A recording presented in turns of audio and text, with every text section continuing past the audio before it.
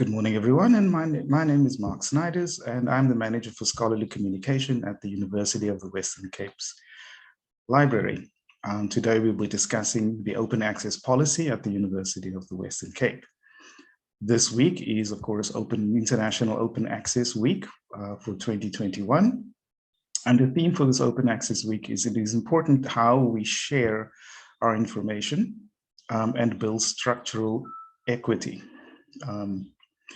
So this past week, we've had a number of sessions, starting with the opening with our Deputy Vice Chancellor, Professor Frans, and the Library Director, Dr. Shalini Nirpat. And on Tuesday, we discussed selecting journals for publication, and also how to select an appropriate journal and how to avoid predatory publishing and predatory conferencing. On Wednesday, we discussed open educational resources. And yesterday, Thursday, we discussed a number of open access tools available from the library, as well as a number of other methods by which information and research can be shared. Today, we're talking about the open access policy at the university. And essentially, we're going to be discussing the principles of the policy, what the responsibilities of the authors are, what the responsibilities of the university or the library is, and how we put our words into action. So in other words, how we enact and support open access. To start, I'm going to introduce Ms. Londeka Dlamini. She is the Manager for Digital Scholarship at the library, and she will get started with a little bit of background and an introduction to open access. So with that, thank you, Londeka, and over to you. Thank you. All right, so as Mark has mentioned, that I'll give a bit of background before we delve into the session. So I'll first start by defining what open access is. So, sorry, Jeffrey Beall's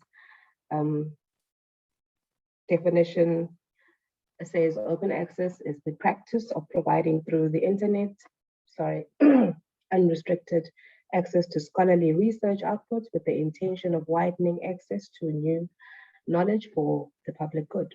So open access literature is digital, it's online, it's free of charge, and free of most copyright and licensing restrictions. So open access has become a hot topic in the world of academia. Institutions around the world have developed mechanisms and policies to encourage open access in academic research, and the role of open access research has become more evident and more critical in the COVID-19 pandemic. Open access research, as we witnessed, contributed to the better understanding of the COVID-19 virus, as well as the development of the vaccine thereafter in such a short amount of time. This was done by mainstream academic research journals and COVID-related publications becoming open access on a temporary basis, of course. Journal subscriptions often infringe on the access of knowledge and information.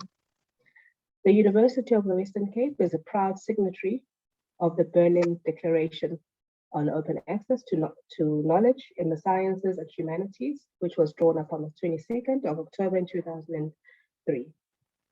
Londeka? Yes. My apologies. Can you present your screen, please, so that it's a little bit bigger? Oh, sorry about that. Oh, it's fine. Thank you. Sorry about that. And moreover, as a public institution, the University of the Western Cape is committed to conducting research in the interest of the public. To this end, research publications need to be made as freely available as possible to encourage transparency and contribute constructively to the scientific debate. So this session will discuss the principles of the UWC open access policy and illustrate how the institution supports the movement. Thank you.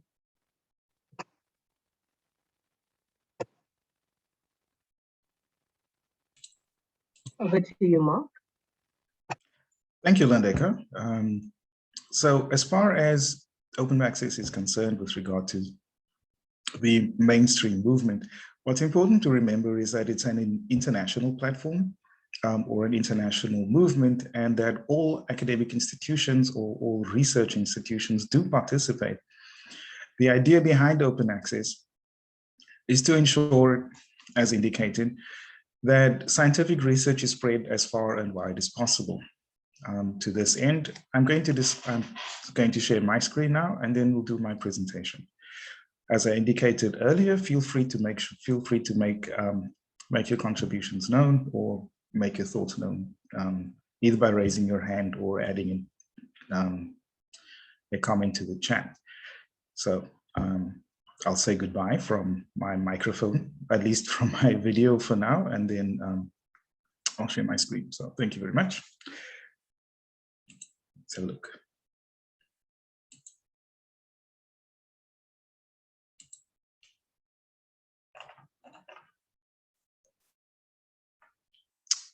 Okay, as you can see, Londeka and I have used the same template.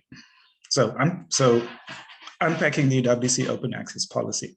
So again, a little bit of background. Open access was defined as literature that is free online and available and free of most copyright restrictions.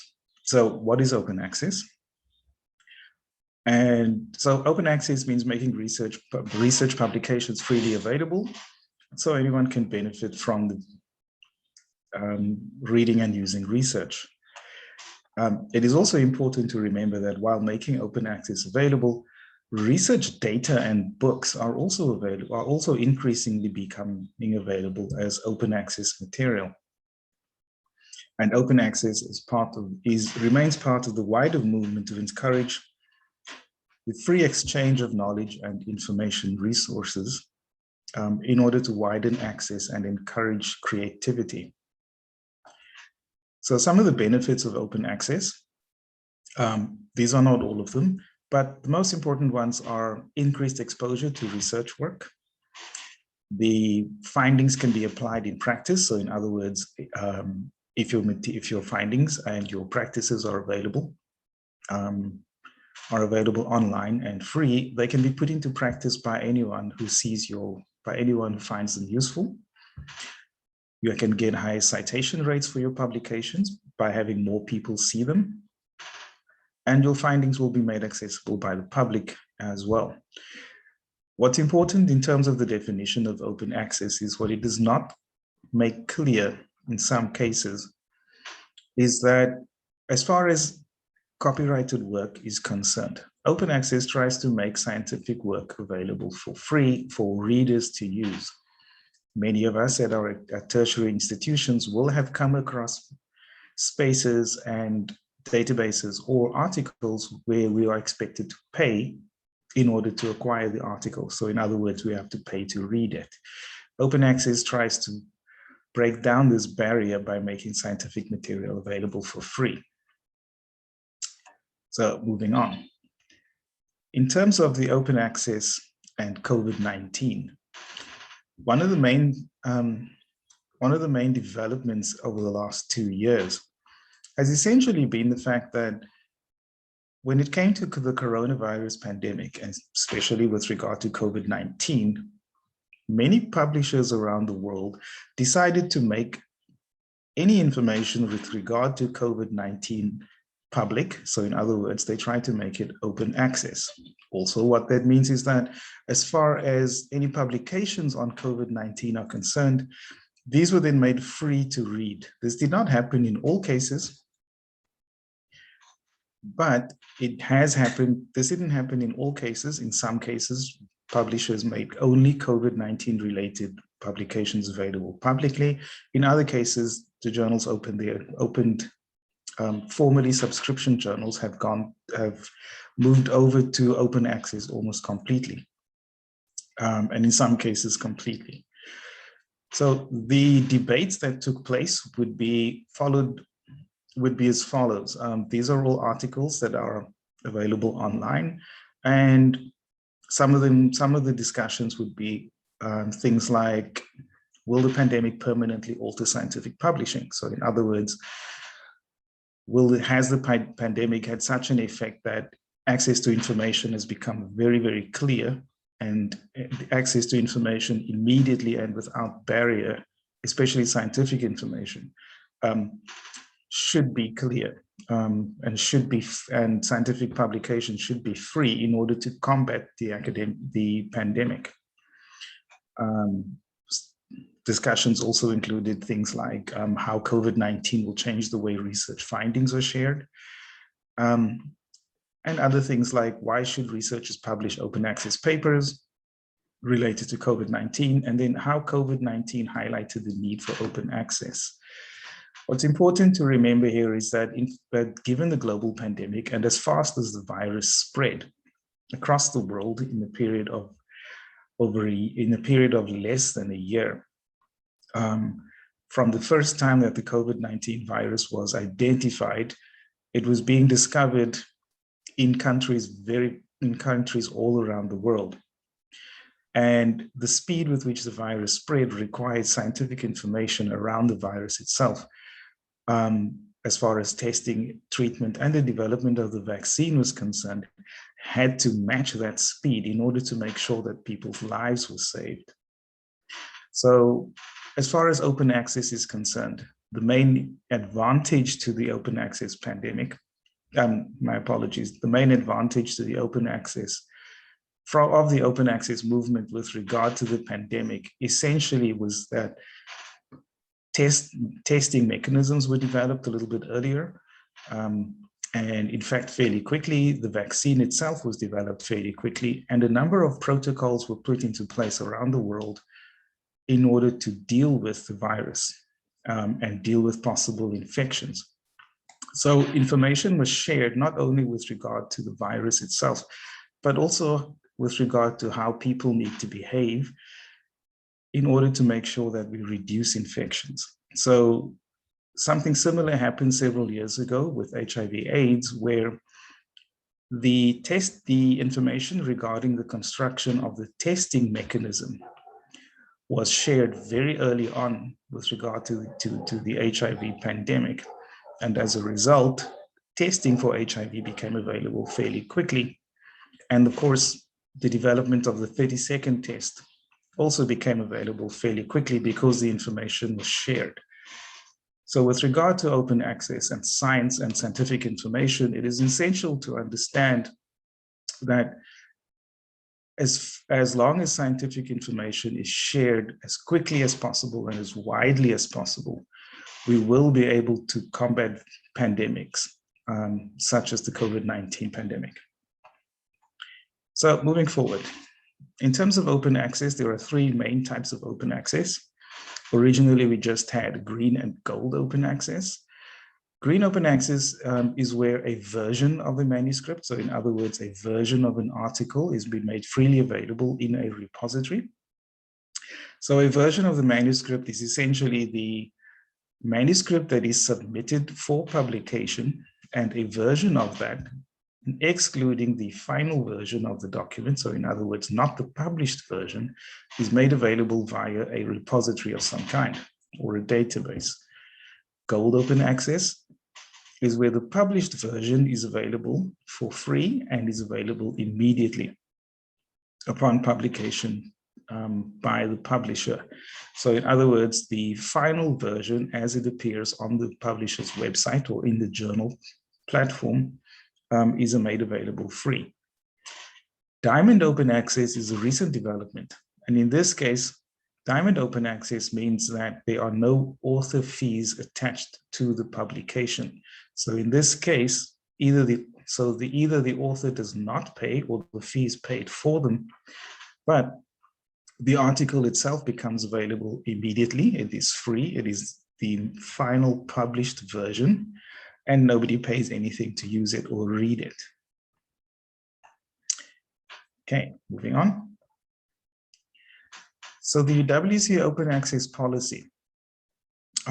With regard to the policy itself, what we're going to discuss is the author responsibilities and the principles of the policy.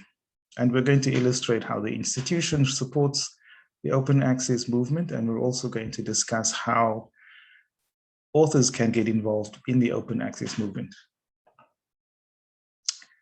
In terms of the author responsibilities, Section 4 of the policy, Section 4.1 says that authors are required to deposit their research publications into an open access repository. In terms of the university, so UWC, what we're looking at here in terms of making research available through a repository is the UWC thesis repository. We'll have the UWC research repository, and we have the UWC research data repository. So here we can say, what we can do is authors can provide the library with copies of their publications. So in other words, forward an example, forward a copy of the article, either PDF or the location of the article to the faculty librarian or one of the administrators that are responsible for any of these platforms. On the other hand, the library also harvests publications from various online databases. So in other words, we log on to a database, and what we do is we collect all articles published by UWC authors over a period of time. These databases are areas like Scopus, which is an Elsevier database. We'll have Web of Science, which is produced by Clarivate. And we harvest articles from platforms like ResearchGate, as well as Google Scholar. And the manner in which we do this is we set up alerts, but we also have a team of people that go through the platforms to identify articles and publications that we don't have as yet.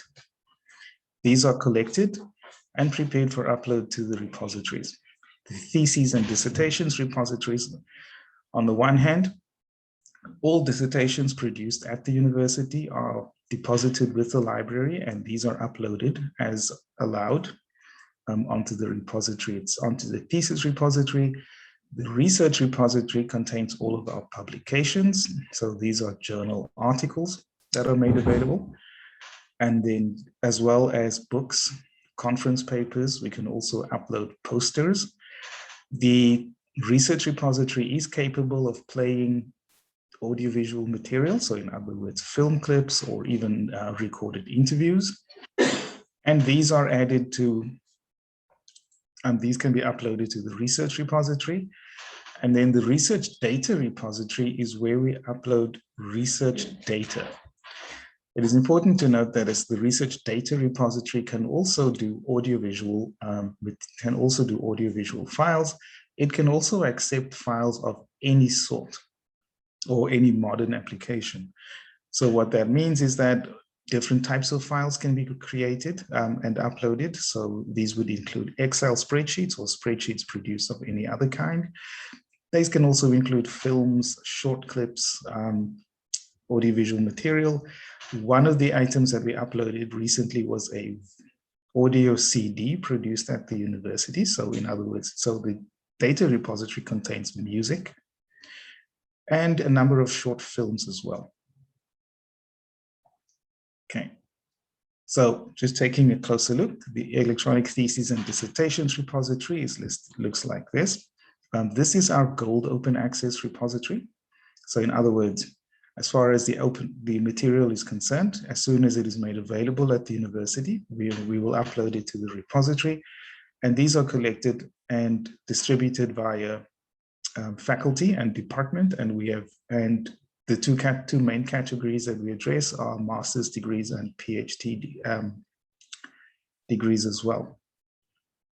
As far as the ETD repository is concerned, all documents in the repository, so all theses are searchable by title, they were searchable by author, as well as subject areas, and the dissertations and theses uploaded are all PDFs, so they can be downloaded as well. Especially if there are any restrictions attached, these are attached for a variety of reasons, but primarily because the author is either preparing a publication or such as an article or a book based on the repository, based on the thesis, in which case we allow them 12 months period of privileged use. In other cases, there are patent applications that need to be for which the dissertation itself needs to be embargoed. So in other words, it will not be open to the public. And then in some cases where sensitive data is contained within the dissertation itself, in this case, the thesis will not be made public at all without permission from within the department or the author, the supervisor, and in some cases, the registrar. Our research repository is where we place our research publications. As indicated earlier, these are articles, these are books, these are posters, and we can include audiovisual material as well as conference papers. So the reason why this is our green open access repository is that in some cases, the publishers do not allow us to use the published version of the repository, of the article on the repository, and therefore we will add a similar version or an earlier version of a manuscript, or you could classify it as the manuscript version of a publication. And in some cases, these will not contain all of the information. These will not contain the information of the publication. So a manuscript version will contain all of the correct information with regard to the article itself, but it will not contain the publisher's logo or the logo of the journal where the article is being published. So the next author responsibility, authors are expected to first seek out open access publishing venues. Now, what this means is that it is up to the author to identify an open access publication where they can submit their articles. And this means finding an open access journal or a book or some kind of venue that will allow immediate and free access to the publication itself. Now, authors need to do this in a particular way. There are a number of tools that we can use as the library to assist, or the authors can use them directly. One of the best advice we usually give is that as far as authors are concerned, especially young researchers, what we try and do is to tell them that they need to discuss publishing avenues with their supervisors first. The library also and the faculty librarians are also available to assist.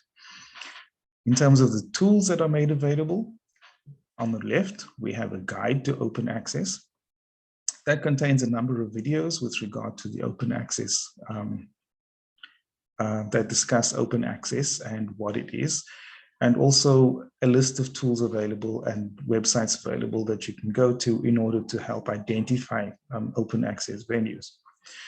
On the right, we have a screenshot of the directory of open access journals. And at the bottom, we have an open access journal finder. These tools are available to assist, and they usually work by either adding a few keywords and searching for an open access journal, or adding the abstract of the manuscript in order to identify a journal itself. There's also a guide to selecting journals, which is listed here. It is not illustrated in this sheet. We will get to that later. But the tools themselves are something that we will deal with. So we will deal with a little bit later. Okay, moving forward. The open access policy principles, section 5 of the policy itself, as a number of statements. We will not go through all of them. At first, the principle says is authors of research articles, monographs, books, book chapters, and associated research data and data analysis software should maximize opportunities to make their research available freely. What this means is that publications in any format can be made available as open access. And in addition, seeking open access journals, as indicated earlier, as in terms of the author responsibility, the publication should be made available via the institutional or discipline-specific open access repository. Now, if you're not using the UWC open access repository, A list of open access repositories is available from the Register of Open Access Repositories. What this means is that you can deposit your article or your data elsewhere. However, you do need to provide the library with a link so that we can list your publication on our repositories as well. At the bottom, in terms of electronic copies of materials, of publications, they should be made available through an institutional repository within 12 months of the publisher's official date of publication. So within 12 months, so 12 months after an article or a publication has been made, these items need to be made available in our research repository. Collectively, our research repositories are known as UWC Scholar, and we have the thesis and dissertations repository, the research repository itself, as discussed earlier, as well as Ccby, the research data repository. What's important to note about the data repository is that it has the ability to publish research data as a published item and including a digital object identifier. That means that as far as data records that have been published is concerned, these records are citable. So moving on, publicly funded researchers should select publishing routes that ensure that the work is available immediately. This is based on the National Research Foundation statement that publications based and supporting data based on publicly funded research needs to be made available on a public platform. And authors who are publishing research should use a Creative Commons license. Creative Commons licenses are issued by the author, and in our case, as part of our repository at the university, where we indicate that the license describes the manner in which research or the research output can be used or should be used by the user. The most common license is referred to as CC-BY. What this means is that researchers or anyone using the research simply has to acknowledge the ownership of the research. So in other words, acknowledge the author and share the information in the same way. So in other words, if someone uses a research, they will have the research that they produce will have to be shared using the same license. There are other licenses available that are explicit with regard to use concerning, with regard to research that may be used in either a commercial or non-commercial setting. However, with regard to UWC, the license that we use and prefer to use is simply the attribution license. So in other words, acknowledging the source and sharing the information in the same way. In terms of supporting open access, the university itself determines a percentage of its subscription budget in order to support open access. So in addition to making repositories available, UWC as an institution sets aside a certain amount of money, usually managed by the research office, in order to assist authors who are publishing in open access. What this means is that as far as a publication is concerned, if it has been accepted by an open access journal, usually there is a fee attached of some kind. The author can approach the research office for assistance with regard to paying for the open access fee. So in other words, the university will pay the fee, an open access fee for a publication that has been accepted for publication. We have had cases not too long ago where an open access journal has accepted a publication from one of our authors, and the university has agreed to pay up to an amount of 20,000 Rand with regard to the open access fee for this article. At this point, before we get to our questions, what I'd like to do is to take a closer look at our research repositories. So we'll just skip back to the previous slides and I'll open the links.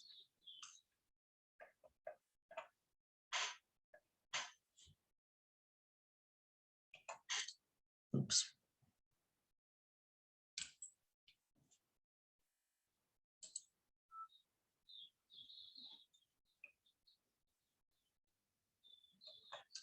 So what we're looking at here is our electronic theses and dissertations repository at the university. As you can see, they are listed by faculty. And within each faculty, each department is listed as well. And then within each department, we have a list of the dissertations that have been produced within that department. In this case, for Afrikaans, we have our master's degrees. What is interesting about what you can see in front of you here is that these are older dissertations that were produced many years ago at the university that have now been digitized. At the time when the dissertations were written and the students graduated, all of the dissertations were print material only.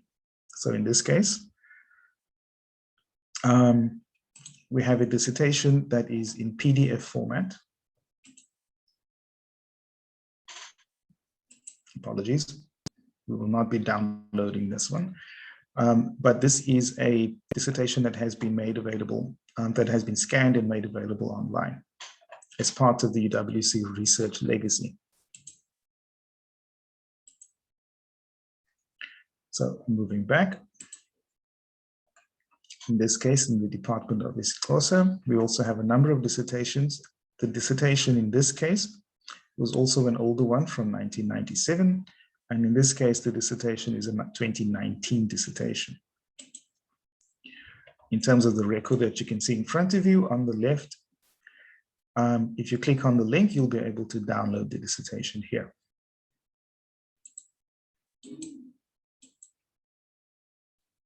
Okay. The next repository we'll be looking at is the research repository.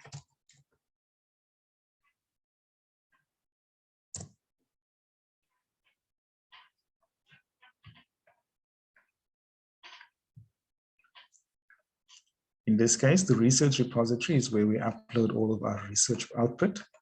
And what you can see in front of you here is, in addition to the faculties, we also have different units within the university. The COVID-19 and UWC collection here contains publications by UWC authors with regard to various aspects in terms of the COVID-19 pandemic. These are all articles that have been produced and published around the world in various journals.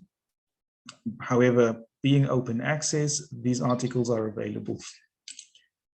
Being open access, these articles are available for download.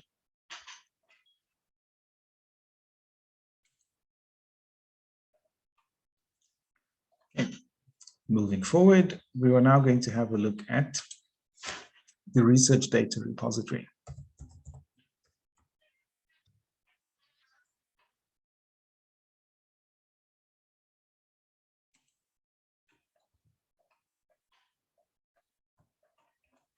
The research data repository, known as Kikapu, is where we deposit research data and research data records. So what we have here, for example, is a data set produced by a university employee and researcher as part of and it supports a publication that was made that this person has written. These two on the left are dentistry publications as well. Data set publications. On the right, we have a media recording. So in other words, here we have an example of an interview by Professor Fielding with regard to the research with regard to the coronavirus. Okay. And at the bottom, we have a number of other media sets as well. These are also audio recordings, and these can be downloaded from the repository itself. Okay. We will not be playing these now. So going back.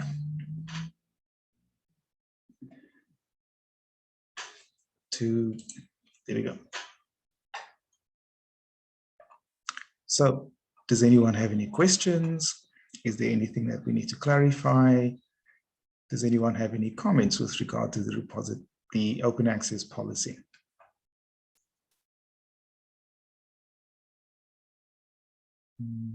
Hi, Mark. Yes. Hi, it's Annalisa. I think I have two questions. One, when you are on Ccby on the research data repository, how does one normally conduct a search there? Like, how do you find data sets? Would you look data sets around a topic, or would you look for a specific one that you know is there? I'm battling with maybe demonstrating to a user how to find data sets, or when does the need for data sets arise, and how does one go through finding one?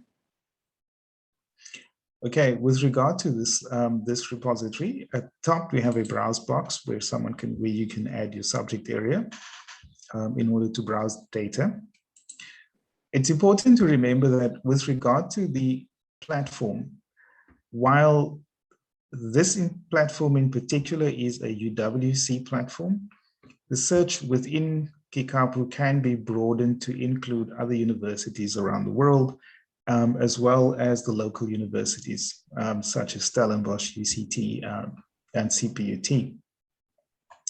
Towards the bottom, we have groups of research, groups where some of the data has been uploaded, or the data sets have been uploaded, and we also have categories. We also have a search box here where someone can search for research data, search for data within this platform.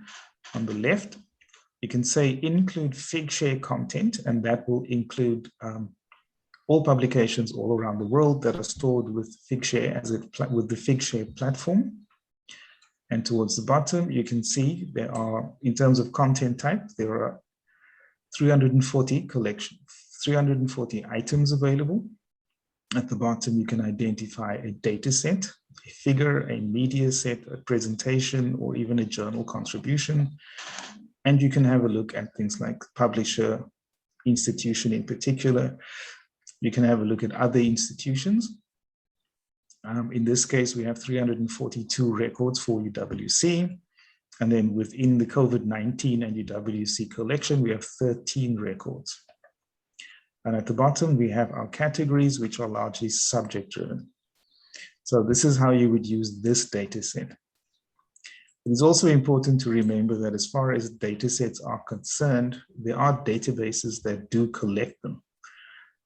But in order to be more effective, it's important to understand what the student is looking for. Does that help? Yes, it does. Thank you, Mark. My second question, you mentioned a researcher who had published in an open access journal and the institution was prepared to pay up to 20,000. So what is the normal fee if the institution's limit is up to 20,000? Then what is the range? I was just surprised by that amount of money, meaning that it can be more than that. So what is the general range or the maximum amount of money that needs to be paid, maybe in comparison to other journals which are not open access? The difficulty with open access is actually that there is no real average when it comes to open access, an open access fee. It just depends on the journal itself. Journals, for example, that have a higher impact rate and impact factor have a tendency to charge more. But on average, what we have seen for normal journals, so in other words, subscription journals, the average cost in terms of what we've been able to determine is around about 500 to 800 US dollars. Which can be quite expensive. However, those are not the cheapest journals. And as far as South Africa is concerned, we do have journals that are extremely expensive. In one case in particular, we've discovered that in South Africa, one of the most expensive journals is in fact a theology journal. So we only really see the average cost in terms of requests from researchers for payment. But in terms, so at the university, the research office would have an idea of more or less of what it would cost for our researchers to publish. But in general, when it comes to doing an international search, the idea is that there is really no limit. I will say, however, that as far as there are no really cheap journals. And there are some very expensive ones. So it's a difficult one to answer. It is not really possible. The idea behind publication is not really to try and find the cheapest possible alternative or the cheapest possible journal in which to publish. The idea behind it really is to contribute to the debate that the journal is focused on. And from there, we try and figure out a way to pay whatever fee it is that they charge. So I don't have a better answer for you than that. Okay. Okay. Now, what I was trying to understand is how much would the researcher then have to contribute if the university is prepared to only pay for 20,000 rands for open access journals? That's the amount I'm trying to figure out. Maybe if it's 20,000 from the institution, then on average, how much or what is the difference would they have to chip in? That could be anything up to 50% of the journal. It really just depends. The amount of 20,000 rand is the maximum amount that the research office will contribute. However, some journals will be cheaper, so the researcher might pay less. And in some cases, they might have to pay more. Also bear in mind that many journal articles have multiple authors, and in some cases, articles are authored across multiple institutions. So the example that I made was written by 3 authors across 2 institutions. So the contribution that the UWC author would have to pay would be 50% of the cost of the article itself, and the other institution would have to pay the other 50%. So in terms of the author contribution, it might be far less. It is also possible that the author may not be paying anything at all with regard to the publication of that particular article. This is obviously not the rule for all articles and for all requests for payment. So again, can't really tell you how much. Okay, thank you, Mark. Okay, does anybody have any other questions? Yes, Mr. Mark. Yes, please go ahead. There's a perspective in the academic world that if something is open and free, it is of a less value, or it is of the less peer reviewed. So as librarians or as libraries, what more can we contribute to the academic world in trying to advocate that open access, it is a good or an excellent space that we can all embark into? So what is it that we can do more as a library or as the university libraries, academic libraries, to try not to convince, but to show or to prove or to advocate to the academic world that yes, it is open, because as much as you might have the perspective that it is often less value, but we see it as a great will. Okay, in terms of open access as a vehicle, what is interesting about it is not a substandard method or practice with regard to publishing. Open access does encourage peer review when it is applied properly. Open access does also not violate copyright in any way when it is applied appropriately. What's important to remember as librarians, when we do contribute, or at least have discussions with authors or prospective authors, what we can do is show them, for example, that there are open access journals that are accredited, and these are available on our DHET list. There are also open access journals available internationally. So there are tools that we can use in order to show people that as far as the open access movement is concerned, that when it comes to when it comes to the publications, it's important to remember that the publications are peer-reviewed. Peer review in particular is really one of the core features of academic publication.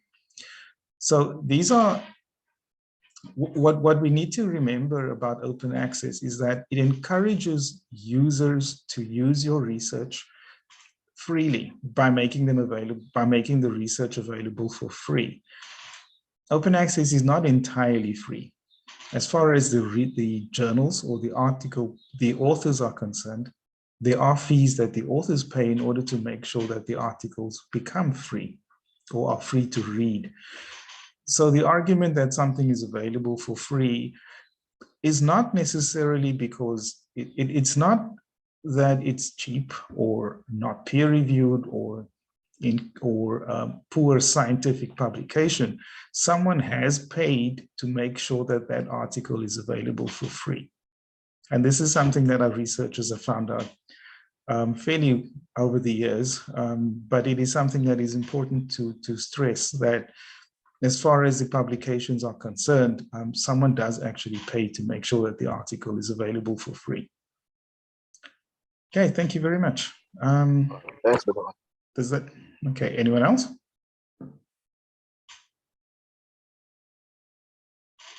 Okay, so we're running out of time. We have about 4 minutes left.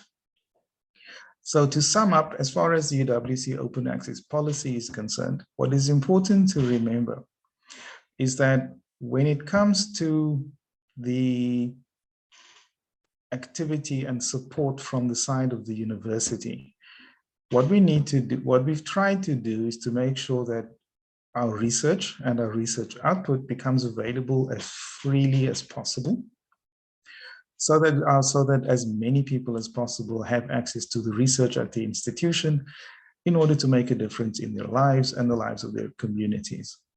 And by this, the mechanisms that we've established, our research repositories, the thesis and dissertations repositories, the data repository, and the tools that are made available via the library. This is how the university supports open access, as well as paying a percentage of the fee where necessary or where required. But this does come with some responsibility, and the author has to take responsibility to try and find an open access venue as well. At this stage, I'd like to thank everyone for participating. My co-hosts, thank you very much. Londeka, is there something you would like to say? No, Mark, I think you covered everything. And thank you so much. Okay, thank you, Londeka. I trust this has been an informative session. The recording will be made available as soon as we've done some editing and added a few interesting little bits and pieces to it. So thank you very much, everyone, and enjoy your day.